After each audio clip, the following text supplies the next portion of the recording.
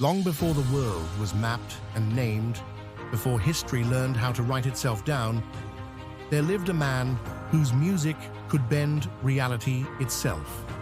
His name was Orpheus. He was not born a king. He was not raised a warrior. He carried no sword and wore no crown. Yet when Orpheus played his lyre, the world listened. Trees leaned inward as if drawn closer by unseen hands. Rivers slowed their flow, forgetting where they were meant to go. Wild animals gathered and lay quietly at his feet. It was said that his music did more than entertain. It revealed truth. It gave voice to love, to grief, to longing that words alone could not hold. And it was through this gift that Orpheus met Eurydice. She was not a goddess. She was not immortal. She was human, warm, gentle, alive. Their love did not arrive in fire or thunder. It did not demand attention. It settled quietly between them. It grew naturally. It felt inevitable. They married believing their happiness had only just begun. But myths are rarely kind to happiness. One afternoon, Eurydice wandered through the fields, unaware of how fragile joy can be. Hidden among the tall grass, a serpent lay waiting. The strike was sudden. The pain was brief. The venom was final.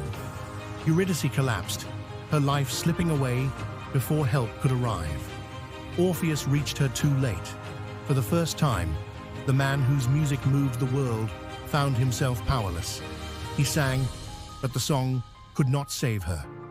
As Eurydice died in his arms, the world that once leaned in to listen fell silent. Grief hollowed Orpheus from the inside. Food lost its taste. Sleep abandoned him. Music, once his refuge, became a reminder of everything he had lost. And so, Orpheus made a decision no living soul was meant to make. He would follow her.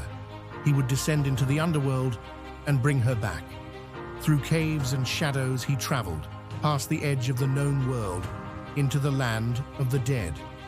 Souls gathered as he passed, not to stop him, but to listen. At the gates of the underworld stood Hades and Persephone, rulers of death itself. Orpheus did not plead for mercy. He played. His music spoke of first love and final breaths, of laughter that never returned, of the unbearable silence left behind when someone is taken too soon. Persephone wept. Even Hades, unmoved by centuries of suffering, listened in silence. And then, against all laws of life and death, they agreed. Eurydice would be allowed to return to the world of the living. But there was a condition. Orpheus would lead the way out of the underworld. Eurydice would follow behind him, and he must never look back. Not once. Not until they reached the surface. If he did, she would be lost forever. Orpheus agreed without hesitation. The journey upward was long, silent. He could not hear her footsteps. He could not feel her breath. Only doubt walked beside him. With every step, the question grew louder. Was she truly there? Or had the gods deceived him? Light appeared ahead, the world of the living, just a few steps more.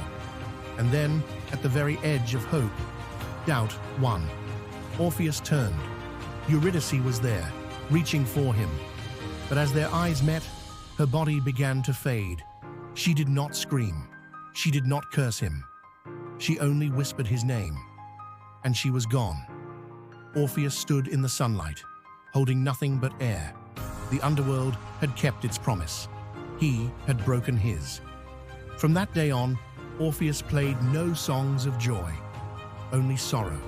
And the world listened, because some stories are not meant to end happily. They are meant to warn us about love, about trust, and about the cost of looking back. Some stories stay with us long after they end. If this one did, leave a like. And if you want to hear more timeless myths, subscribe. Before you go, would you have looked back or trusted the silence?